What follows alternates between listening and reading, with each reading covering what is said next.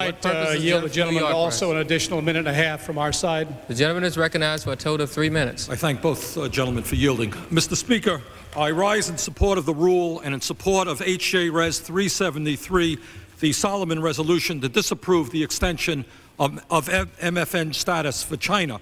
I do not often agree with my Republican friend from upstate New York, but he's right on this issue, and I'm happy to work with him on it.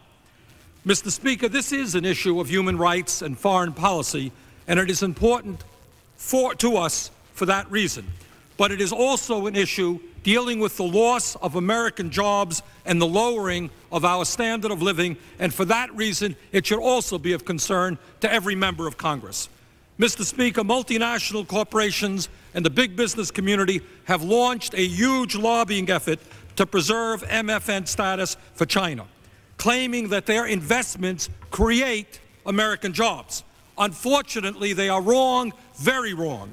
While it is true that the huge multinationals like Chrysler, AT&T, and Boeing and others can in fact make huge profits by investing in China, it is not true that those investments improve the standard of living of the average American worker. In fact, the opposite is the case.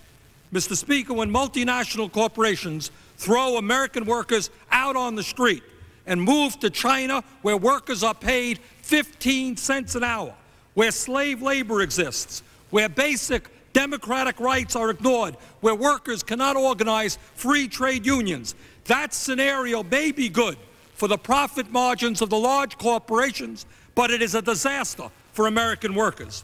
It is absurd to be talking about most favored nation status for a country which allows for the ruthless exploitation of its workers. American workers cannot and must not be asked to compete against the workers in China, who in many instances are working under subhuman conditions. I know that this is a very radical idea, but maybe, just maybe, we might want to encourage American corporations to reinvest in this country for decent jobs and decent wages for our workers, rather than in China, where they pay workers $2 or $3 for a day's work. We are told by the Commerce Department that the $9 billion a year in exports from the U.S. to China generates 225,000 American jobs. But if this is correct, then what is the effect of the over $30 billion a year in imports from China, over 3 times the level of exports? Strangely enough, the Commerce Department hasn't been able to calculate that figure, and I think the reason is clear. It would show that our massive $24 billion trade deficit with China is costing hundreds of thousands of Americans their jobs. When Chinese students and workers were violently suppressed in Tiananmen Square, Americans and people all over the world were horrified. Chair recognizes the gentleman. The gentleman is recognized for 30 additional seconds. Politicians vowed to act swiftly and strongly to preserve China, pressure China to stop its repression.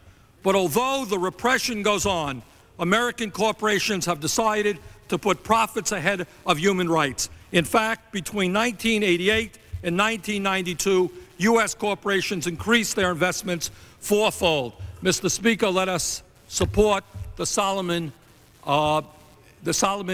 resolution. Let us tell China that they cannot continue their types of policies. Thank you. Gentleman's time has expired. The chair recognizes the gentleman from New York.